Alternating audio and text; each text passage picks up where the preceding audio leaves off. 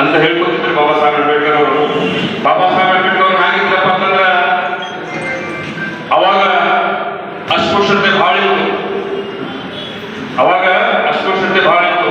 ಅಸ್ಪೃಶ್ಯತೆ ಅಂದ್ರೆ ಒಬ್ಬರಿಗೊಬ್ಬರಿಗೆ ಮುಟ್ಟಿಸ್ಕೊಳ್ತಿಲ್ಲ. ಅವರೊಂದು ಮಹಾರಾಜ ಜನಾಂಗದಲ್ಲಿ ದಲಿತರ ಅವರು ಜನ್ಮ ತಗೊಂಡಿದ್ರು. ಅವಾಗಿನ ಪರಿಸ್ಥಿತಿ ಒಳಗ ಅವ್ರ ಶಾಲೆಗೆ ಹ್ಯಾಂಗ ಹೋಗ್ತಿದ್ರಪ್ಪ ಅಂತಂದ್ರೆ ಅವರ ಶಾಲೆಯ ಚೀಲದಲ್ಲಿ ಮತ್ತೊಂದು ಚೀಲ ಇರ್ತಿತ್ತು. ಆ ಚೀಲ ಹಾಸ್ಕೊಂಡು ಹಿಂದೆ ಪಾಠ ಕಲಿತಿದ್ರು. ಆ ಶಾಲೆಯೊಳಗೆ ಅವರೇ ಪ್ರಜ್ಞಾವಂತರು ಶಾಲೆ ಇದ್ರು. ಅಂತ ಅಪಮಾನಗಳು ಸಹಿಸ್ಕೊಂಡಿರೋದ ನಮ್ಮ ದೇಶಕ್ಕೆ ಏನದ ಅವರು ಒಂದು ಸಂವಿಧಾನ. ಆ ಸಂವಿಧಾನ ಮುಖಾಂತರ ನಾವು ಇವತ್ತಿನ ದಿವಸ ಈ ಸ್ಟೇಜ್ ಮ್ಯಾಗ ಹೋಗ್ತೀವಿ. ಈ ಸ್ಟೇಜ್ ಮ್ಯಾಗ ಬಹಿರಂಗವಾಗಿ ನಾವು ಮಾತಾಡಲಿಕ್ಕೆ ಅವಕಾಶ ಕೊಟ್ಟಿದ್ದಾರೆ ಒಂದು ಏಕೈಕ ವ್ಯಕ್ತಿ ಭಾರತ ರತ್ನ ಡಾಕ್ಟರ್ ಬಾಬಾ ಸಾಹೇಬ್ ಅಂಬೇಡ್ಕರ್ ಅವರು.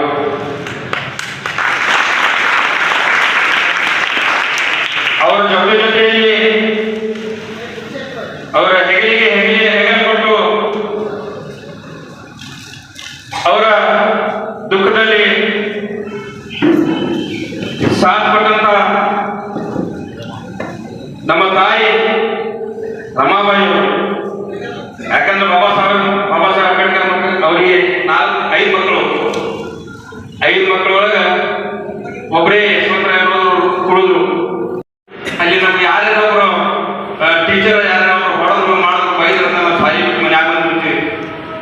ಡಾಕ್ಟರ್ ಬಾಬಾ ಸಾಹೇಬ್ ಎಷ್ಟು ತಂದು ನೀನು ಅವರಿಗೆ ಅವಮಾನ ಮಾಡ್ಕೊಂಡೇನದ ಸಾಲಿ ಪಡ್ಕೊಂಡು ಕಲಿತೇನದ ನಮ್ಮ ದೇಶಕ್ಕಾಗಿ ಅವರು ಸಂವಿಧಾನ ಮಾಡಿಕೊಟ್ರು. ಆ ಸಂವಿಧಾನ ಮುಖಾಂತರ ಎಲ್ಲ ಜಾತಿಯವರು ಬಹಿರಂಗವಾಗಿ ಈ ದೇಶ ಒಳಗೆ ಬಾಳಲಿಕ್ಕೆ ಅವಕಾಶ ಕೊಟ್ಟಿದ್ದ ವ್ಯಕ್ತಿ ಏಕೈಕ ವ್ಯಕ್ತಿ ಜಗತ್ಪಿತ ಡಾಕ್ಟರ್ ಬಾಬಾ ಸಾಹೇಬ್ ಅಂಬೇಡ್ಕರ್ ಅಂತ ಹೇಳಿ ನನಗೆ ಲಾಸ್ತಿ ಬರಲ್ಲ. ನಾವು ಹೆಮ್ಮೆಯಿಂದ ಹೇಳಬೇಕು, ಡಾಕ್ಟರ್ ಬಾಬಾ ಸಾಹೇಬರ ಅನುಯಾಯಿ ನಾವು ಅದೇವೆ. ಅವರ ಅಪಮಾನದ ಬಗ್ಗೆ ನೀವು ಓಡ್ರಿ. ತಮ್ಮೆಲ್ಲ ಮಕ್ಕಳಿಗೆ ಬಂದಿರಿ, ನೀವು ಸಾಲಿ ಹೋಗ್ಲಾಗ್ತಿರಪ್ಪ ಅಂದ್ರೆ ಅವ್ರ ಹಿಸ್ಟ್ರಿ ಹೋದ್ರಿ ನೀವು.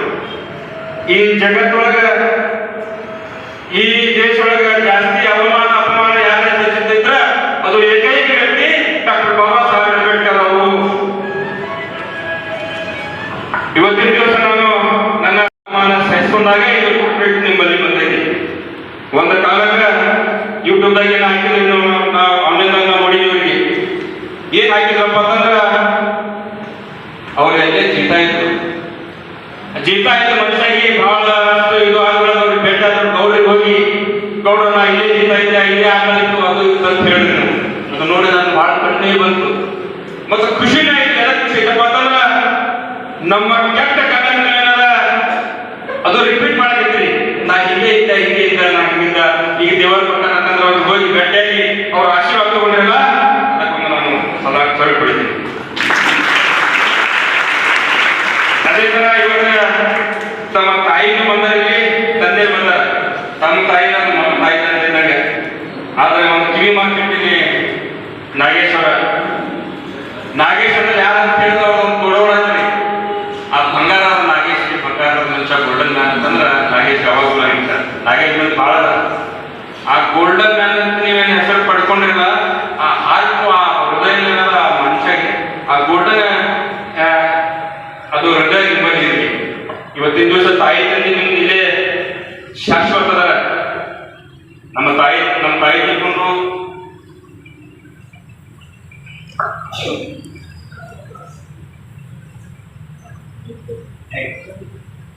ಒಂದು ವರ್ಷ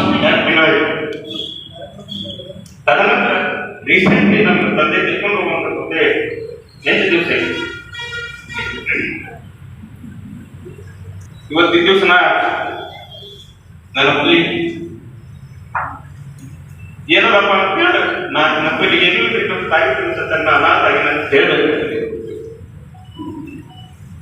ನಾನು ನಾಗೇಶ್ ಎದಕ್ಕೆ ಹೇಳ್ತೀನಿ ಮಾತ್ರ ತಾಯಿ ತಂದೆ ಸ್ಥಾನ ಯಾರು ತಗೊಳ್ಳಕ್ಕೆ ಸಾಧ್ಯವಿಲ್ಲ.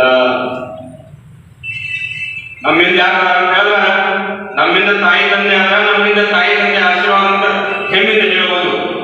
ಆ ಎರಡೂ ವಸ್ತುಗಳು ಹೋಗುವಪ್ಪ ಅಂದ್ರೆ ನೀವು ಡಾಕ್ಟರ್ ಇದ್ದವರಿ, ಈ ದೇಶದ ಪ್ರಧಾನಮಂತ್ರಿ ಆಗಲಿ, ಏನೂ ಅಂತ ಕೆಲಸಕ್ಕೆ ಬರಲ್ಲ.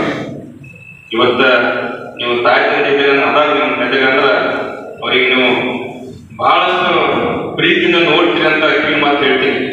ಯಾಕಪ್ಪ ಅಂದ್ರೆ ನಮ್ಮ ಇದ್ರಾಗ ಎಲ್ಲ ಧರ್ಮಗಳಿಗೆ ಏನದ ದೇವರ ಎಲ್ಲಿಕನ ಸ್ವರ್ಗ ಅಂದ್ರೆ ತಾಯಿ ಹಂಗಾದ ಕೆಳಗೆ ಸ್ವರ್ಗ ಇಟ್ಟಾನ.